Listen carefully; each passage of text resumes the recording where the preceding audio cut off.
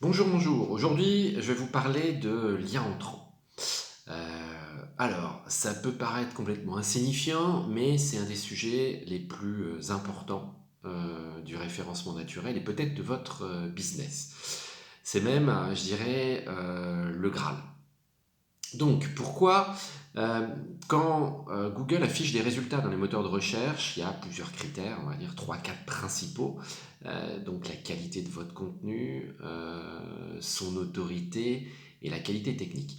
Et sur la question d'autorité, en fait, l'algorithme est en partie basé sur le nombre de liens entrants de qualité, hein, qui vont pointer vers votre domaine ou votre expertise, pour faire simple. Donc les liens entrants, c'est quoi? C'est d'autres sites qui vont faire des liens vers votre site, donc vers la home, une page profonde ou voilà une rubrique, et qui vont lui donner, qui vont donner à Google en fait une information sur la qualité de ce que vous faites, parce que un bon site, un site reconnu, voilà, va pas parler de n'importe qui. Il va vous donner, il va donner à Google une notion de, on va dire de sémantique, savoir de quoi on parle avec l'encre du lien. Hein, les mots qu'il y a autour du lien sont importants. Donc voilà. Donc c'est votre autorité sur Google et donc, on va dire, votre classement va dépendre en grande partie du nombre de liens de qualité et de leur sémantique, mais du nombre de liens de qualité qui vont pointer vers votre domaine. Donc, j'arrête tout de suite, ça sert à rien de faire 50 000 liens, même 100 liens, depuis des domaines qui sont pas dans votre secteur ou vraiment très très éloignés et sur des sites qui ont peu d'autorité. Hein, c'est inefficace, voire contre-productif, pour y apparaître comme un vilain spammer qui n'a pas compris toutes les règles et qui est en train d'essayer de mettre des liens. Il ne faut pas aller non plus dans les forums, dans les réseaux sociaux, aller mettre, truffer le web de liens vers votre site. Ça, c'est vraiment contre-productif. Donc voilà un peu le contexte. Donc ce que je vais vous partager, c'est une bonne vingtaine de techniques pour développer ces liens entrants. J'espère que vous êtes prêts. Tout n'est pas au même niveau, tout ne va pas marcher pour vous, mais il faut quand même avoir une idée de ce qu'il est possible, envisageable de faire, ce que les autres font pour pouvoir déployer votre propre stratégie de mise en place de liens externes. Donc c'est un travail qui est chronophage, qui est ingrat parfois, il faut le savoir, euh, qui doit rester naturel. Hein. Il y a beaucoup d'artificialisation là-dedans. Vous avez des plateformes qui vous vendent des liens dans tous les sens. Donc il faut être au maximum dans le naturel, il faut rester dans les guidelines de Google au maximum, sinon ça peut être carton rouge. Ok, alors c'est parti. Première chose, c'est voilà, une activité presse récurrente. Alors pas n'importe comment, hein, ça n'a rien d'envoyer des communiqués à la terre entière, ni les publier sur des sites de communiqués. C'est avoir une activité presse, voilà, tous les mois, tous les 2 mois, envoyer une news sur vous, sur des use cases, aux journalistes experts de votre secteur. Ils ne vont pas communiquer tous les mois, mais ça permet de cadencer potentiellement les liens entrants vers votre site depuis des sites à forte autorité, normalement, et à forte expertise sémantique, donc éditoriale. Deuxième chose, vous pouvez contacter aussi régulièrement des blogueurs, des influenceurs, des experts vraiment du secteur pour deux choses. Les avertir des mises à jour de vos produits, hein, de l'évolution de la société. Et la deuxième, c'est mettre en avant des use cases. Donc ils vont en avoir marre, hein, que ce soit les médias ou les experts, de recevoir des infos de vous en permanence. Mais de temps en temps, si vous éditorialisez bien l'information, eh ben, sur un malentendu, il se peut que l'information les intéresse et qu'ils envoient des liens vers votre site. Troisième chose, vraiment vitale, c'est de publier des contenus riches, profonds, qualitatifs, d'experts, quelle que soit leur forme, vidéo, texte, livre blanc, voilà. Mais c'est vraiment aller dans la qualité, être meilleur que ce qui se fait par ailleurs sur le web. Vraiment, c'est des top 10 de tous les sujets. Ça a été fait, refait des dizaines, des centaines de fois par tous les blogueurs, voilà, depuis ces 10 dernières années. Donc ça ne sert plus à rien. Maintenant, si vous voulez faire un top, il faut aller dans le top 30, dans le top 50. Euh, voilà, les règles ont changé. Pareil, montrer votre expertise, c'est important. Des articles courts de 1500 mots, enfin moyennement courts, 1500, 2500 mots, il y en a plein sur tous les sujets sur le web. Donc si vous faites des articles plus courts, mal écrits, enfin, ne le faites pas. Ce qu'il faut, c'est vraiment aller dans l'expertise, la richesse, la profondeur et faire des choses qui n'existent pas. Donc en faisant ça, il y a pas mal de gens qui vont liker, partager dans les réseaux sociaux, partager sur leur propre site. Voilà, ça a un effet, un deuxième effet qui se coule, voilà, de publier du contenu de qualité. Quatrième point, c'est de publier des articles, je vais appeler ça link purposed, en parlant des autres. Donc parler des autres, vous verrez, hein, ça flatte l'ego, ça met en alerte toutes les veilles que les chefs d'entreprise, les web marketeurs ont sur leur site, sur leur nom de domaine. Donc parler des autres, il y a des chances pour qu'une partie de ces gens-là parle de vous et fasse des liens, donc peut-être depuis les réseaux sociaux, ça a clairement moins de poids, mais aussi depuis leur site, fasse un peu de buzz sur vos contenus. Donc vraiment, parler des autres, ça peut être quoi? Ça peut être faire des top 10 de solutions, faire des top 10 de fournisseurs, enfin, ou des top 20, faire des interviews généreuses,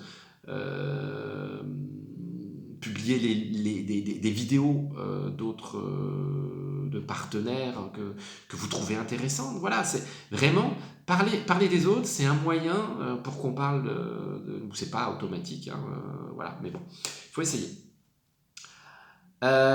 Ensuite, vous pouvez aussi publier des articles qualitatifs sur les sémantiques, donc dans un contexte éditorial connexe, à fort trafic. Donc, j'en sais rien, moi, vous êtes sur vous éditez une solution SaaS, vous faites une partie de la chaîne de valeur, une toute petite partie. L'idée, c'est de prendre du recul, de contextualiser votre solution dans un contexte beaucoup plus global, d'être sur des mots-clés, des sémantiques qui sont proches et qui ont beaucoup de trafic. Parce que si vous publiez uniquement sur de l'expertise ultra ciblée, il y a peu de gens qui vont voir. Si vous êtes sur des thématiques beaucoup plus larges, potentiellement vous aurez plus d'experts, de blogueurs, d'influenceurs qui peuvent tomber sur vos articles et parler de vos contenus. Ensuite, c'est assez proche, mais produire des contenus d'ultra niche, qu'on est les seuls à pouvoir couvrir proprement. Ça vous garantit en fait de facto un statut d'expert.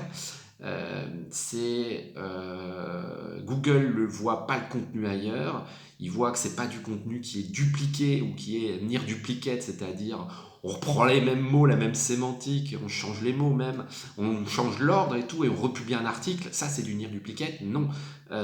Tout le web est truffé de contenus qui se ressemblent, qui sont assez proches, c'est pas les mêmes, on n'est pas dans le plagiat, mais voilà. Donc, allez dans l'ultra niche, couvrir vraiment quelque chose qui va être très pointu, il y a de fortes chances pour que vous ayez les premiers liens entrants sur le secteur. Les autres vous suivront, copieront, les concurrents regarderont ce que vous avez fait et essaieront de copier les méthodes, mais vous serez les premiers, donc vous aurez les premiers liens de qualité. Ensuite, publier des articles invités d'experts, de gens connus, de gens qui ont une communauté. Donc, interview, vidéo, interview, texte, à quoi ça va servir? C'est que ces gens qui ont une communauté vont les partager dans, on va dire, 8 cas sur 10, sauf si l'interview est pas bonne, mais dans 8 cas sur 10, ils vont aller partager dans leurs réseaux sociaux. Donc vous aurez du trafic entrant, vous aurez des bons signaux pour Google, bon, c'est pas le sujet, mais vous aurez quelques liens entrants. S'ils ont un site, formidable, parce que là c'est jackpot, vous aurez des liens entrants de qualité depuis un site à autorité dans votre univers éditorial. le Graal, le top. Donc je vous encourage à publier des articles d'experts, de gens connus. Voilà, c'est pas simple de les contacter, c'est pas garanti qu'ils acceptent. Voilà. Alors, après, huitième technique, vous pouvez acheter des liens à des sites influents. Alors, je vous mentionne la technique. Je vous cache pas que c'est complètement prohibé par Google. Hein, ça pipe leur algorithme. Donc, moi, je le déconseille. Il y a énormément de plateformes qui vendent des articles. Hein, donc, ça veut dire quoi? Vendre des articles. Vous vous inscrivez sur une plateforme. Vous dites, voilà, moi, je cherche telle et telle thématique. On vous propose des sites. On vous dit, bah voilà, on peut publier pour 100, 200, 30, 700 euros. Ça dépend un peu de l'autorité du site. Un article sur ce site avec un lien optimisé pour le SEO. Donc, c'est à proscrire. Si vous vous faites crever ces cartons rouges pendant des mois. Moi, je ne le conseille pas, mais voilà. Je me dois de vous le dire. Ça existe, ça marche, ça génère énormément d'argent sur Internet. Beaucoup de gens le font, mais ultra, ultra risqué comme technique. Il faut que ça reste naturel. Neuvième point, ça ne sert à rien de publier des articles, des livres blancs, des interviews si vous ne faites pas le bruit. Vous orchestrez pas le bruit. Donc, orchestrer le bruit, ça veut dire quoi? C'est-à-dire faire un marketing de chaque contenu, être dans le content marketing, arriver à, si vous passez du temps à écrire un article, un post, à le faire savoir. Voilà. Tous les canaux, vos réseaux, la presse, des amis, les réseaux professionnels. Voilà, vraiment, l'idée c'est de faire un micro-marketing de vos contenus. Il y a des chances pour que vous ayez des liens entrants à la suite de ce micro-marketing. Peu de gens le font, hein. L'impression qu'il suffit de publier de l'expertise pour que ça fonctionne. Non, il faut orchestrer ça. C'est long, chronophage, ingrat, mais il faut le faire. 10e technique, plus qu'une technique, c'est même fortement recommandé, c'est de mettre tous les outils de partage que vous pouvez mettre sur votre site, en fait, tout simplement. Hein. Donc, ça peut être des barres avec des widgets là, partagés sur Facebook, sur LinkedIn, machin, envoyés par email. Vous pouvez mettre ça en sidebar, sous les articles, vous pouvez mettre ça aussi sur les images, le partage d'images, ça marche relativement bien. S'il n'y a pas des outils simples pour qu'on puisse partager sur le web ou depuis son mobile, il y a peu de chances que vos liens circulent sur le web. Voilà, donc mettre en place ces outils, il y a Sharezy, il y en a d'autres, ils sont gratuits en plus, enfin quand c'est gratuit il faut se méfier, mais bon, vous pouvez les utiliser assez simplement. Ensuite, vous pouvez aller, 11e technique, rédiger des articles d'expertise sur d'autres sites avec bien évidemment un lien vers votre propre site dans cet article. Donc, il y a, c'est-à-dire que le mécanisme d'article invité que vous allez hoster chez vous hein, pour avoir des liens entrants, là vous allez faire la même chose mais sur d'autres sites. Vous contactez des sites, vous dites j'aimerais parler de ceci, cela avec une forte expertise. Vous avez un article qui n'est pas auto-promotionnel, hein, qui est vraiment éditorial, qui pose une problématique, qui va dans le fond des choses. Et la contrepartie, c'est mettre un petit lien. Donc, pensez à la visibilité. Hein, on fait ça généralement pour la visibilité, mais faites-le aussi pour le lien. Ça aura peut-être plus d'impact à moyen, long terme sur votre business que la visibilité que vous auriez quand on publie un article sur un site. Voilà, ça peut faire un pied de cloche, mais c'est pas forcément très pérenne dans le temps. Donc, allez publier sur d'autres plateformes, donc voilà, bon, des médiums, des choses, Huffington Post, Journal du Net, voilà, il y a des chroniques, montrez votre expertise et sortez du lot. Voilà. Ensuite, échange de visibilité croisée. Oh, c'est quoi ça? C'est en gros les échanges de liens, ça sert à rien. Hein. Vous faites des liens d'un site vers un autre et puis de l'autre site vers le vôtre et puis on se met d'accord sur des pages différentes. Non, ça, faut laisser tomber. Hein, c'était il y a 15 ans qu'on faisait ça. Donc, par contre, vous pouvez faire des choses croisées. Donc, il y a des experts SEO qui vont avoir voilà, plusieurs sites, mais certains de qualité, hein, pour justement faire ces échanges de liens. Donc, le site A fait un lien vers le site B, qui fait un lien vers le site C, qui fait un lien vers le site A. Enfin, pas exactement comme ça, mais vous aurez compris la démarche, c'est des liens croisés. Euh, voilà, entre sites, pourquoi pas? Pourquoi pas? C'est pas très naturel, donc je privilégierai pas, mais ça existe. Ensuite, écrire sur l'actualité contextuelle. Alors, c'est quoi ça? C'est généralement quand il y a des news, il y a des pics de trafic. Donc, pour montrer son expertise, il faut arriver à ressortir dans Google Actualité, voilà, en fonction de l'actualité, tout simplement. Donc, comme c'est pas mal lu, fort moyen ou fort trafic, donc potentiellement capacité à avoir des liens, notamment quand c'est de la faux chaude. Donc, suivre l'actualité de votre secteur, hein, pas l'actualité générique de votre secteur, et publier de temps en temps là-dessus, ça peut être bien. Euh, Ensuite, vous pouvez industrialiser ça, mais sinon, juste regarder, mettre une alerte hein, sur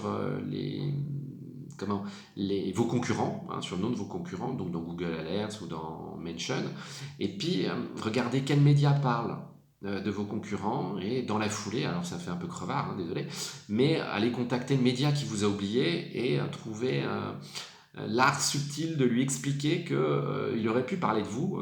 Voilà, il faut faire profil bas, mais si vous apportez une valeur ajoutée en plus, pourquoi pas, ça peut fonctionner. Donc d'être dans le sillage de vos concurrents et d'obtenir les mêmes liens qu'eux, sinon à un moment ils vont forcément pas mal vous dépasser. S'inscrire sur les annuaires qualifiés thématiques, s'il y en a dans votre secteur. Donc ça, c'est encore des techniques d'il y a 10 ans.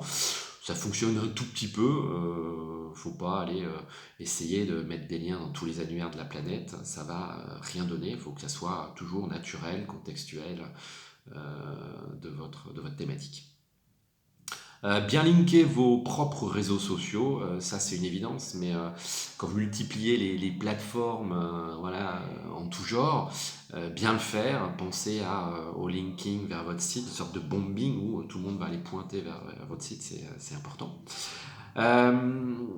Autre technique, c'est d'avoir une stratégie de communication vraiment décalée ou clivante. C'est-à-dire d'avoir un ton éditorial, voilà, une stratégie visuelle, une stratégie marketing un peu décalée par rapport à vos concurrents pour marquer les esprits. Donc quand vous marquez les esprits, vous pouvez les marquer durablement. Donc quand un journaliste va aborder une thématique ou un média, il se rappellera peut-être de vous. Voilà, il y a des gens qui vont même linker uniquement si vous faites une campagne bizarre, voilà, qui vont linker vers vos services. Être différent, ça peut aider à avoir des liens. Autre chose à faire impérativement, c'est avoir un storytelling enthousiasmant. C'est-à-dire que, on va pas se leurrer, un journaliste, il va recevoir 10 communiqués dans la semaine dans votre thématique, voire beaucoup plus. Voilà, de tous vos concurrents ou de vos concurrents indirects, des gens qui sont connexes à votre business. Donc il a le choix. Donc parti de là, qu'est-ce qu'il va faire? Il va choisir. Il va choisir les boîtes qu'il connaît, les boîtes les plus intéressantes, les plus prometteuses, et celles qui racontent aussi le mieux leur histoire. Donc bien faire son storytelling, on fera d'autres vidéos là-dessus, mais arriver à montrer vos valeurs, à être enthousiasmant dans le pitch, pas parler que de vous, parler des use cases de vos clients, être généreux, expliquer la problématique, mettre en avant les pain points, ça permet aux journalistes aussi de comprendre votre marché, votre business, d'avoir une bonne image de vous et d'être beaucoup plus enclin à parler de vous et mettre des liens vers votre site. Donc le storytelling, il est important aussi là-dessus. Il y a énormément de startups qui on va dire, bourrines sur le storytelling, ont énormément de trafic, de liens entrants qui viennent des réseaux, des partages en tout genre. Et in fine, la deuxième résultante de ça, c'est que plus on en parle, hein, tout simplement. Donc ils vont avoir aussi des liens bénéfiques pour le SEO parce qu'ils auront fait une approche marketing très très forte. Voilà, donc un bon storytelling vous permet d'émerger un petit peu dans cette concurrence auprès des médias. Passer des annonces de recrutement. Alors là, on dit pourquoi il vient dire ça. Et ben en fait, et voilà, quand vous passez des annonces de recrutement, vous pouvez passer sur plusieurs sites, vous pouvez mettre des liens, il y a un peu d'actualité voilà, sur ce que vous faites. Donc c'est pas forcément des liens très très qualitatifs, mais voilà, il y a des gens qui suivent aussi, qui suivent ça, donc c'est un moyen d'avoir quelques liens. Certes, pas très ciblés, j'aurais pu l'enlever, je vous le concède. Autre technique, c'est diffuser vos datas, vos chiffres, des études marketing, des indiscrétions quand en forte croissance, des indiscrétions sur votre business, sur où vous en êtes, sur votre marge, sur votre transfo. Voilà, il y a des gens qui vont en parler, il y a des gens qui attendent ça, des chiffres. Ils veulent pas que des histoires, ils veulent aussi des chiffres, donc ça fonctionne. Autre technique, c'est quand vous avez un site payant, une boutique e-commerce, c'est d'arriver à mettre en place un peu de gratuité ou des codes promo, ce genre de choses. Donc l'idée, c'est pas d'avoir des liens depuis les sites de codes promo, hein, ça c'est peut-être même contre-productif, mais d'avoir une vraie offre freemium ou d'avoir une offre découverte pour que effectivement, bah voilà, ça soit pas toujours un modèle purement marchand. Vous êtes un peu généreux. Et ça, vous pouvez avoir on appelle un social reward par rapport à ça. La générosité, ça peut payer en deuxième niveau. Donc, offrir un peu de votre offre, ça peut fonctionner aussi pour avoir des liens entrants. Pardon. Infographie sympa, alors ça j'aurais peut-être dû le mettre au début, mais c'est plus trop la mode en ce moment, ça l'était il y a 2-3 ans, vous faites une super infographie sur votre secteur, sur votre business, n'importe, voilà, quelque chose de fun ou pas fun, très analytique avec la data. Bref, vous envoyez ça aux experts du secteur, vous la partagez, voilà. Il y a des gens qui vont linker, beaucoup moins qu'avant, mais ça existe encore.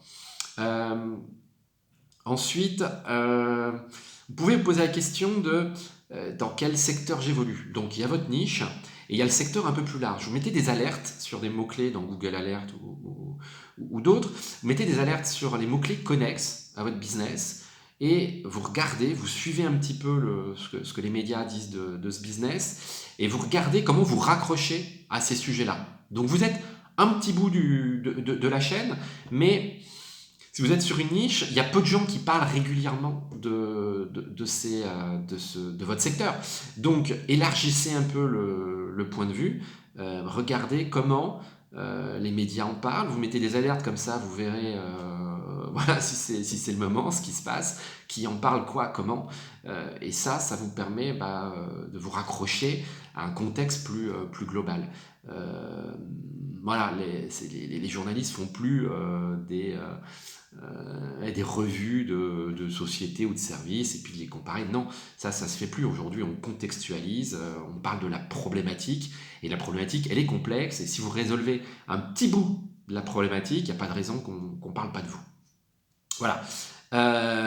Après, vous pouvez héberger aussi des contenus plus forte valeur ajoutée. Donc, Livre Blanc, on a parlé, mais les replays de vos webinaires, des vidéos longues d'explications, des MOOC, enfin, tout ce que vous voulez. Voilà, ça permet aussi d'avoir du lien entrant. Donc, je vous ai partagé, on va dire, à peu près 25 techniques de lien entrant. Donc, vous aurez compris. Vous avez le choix.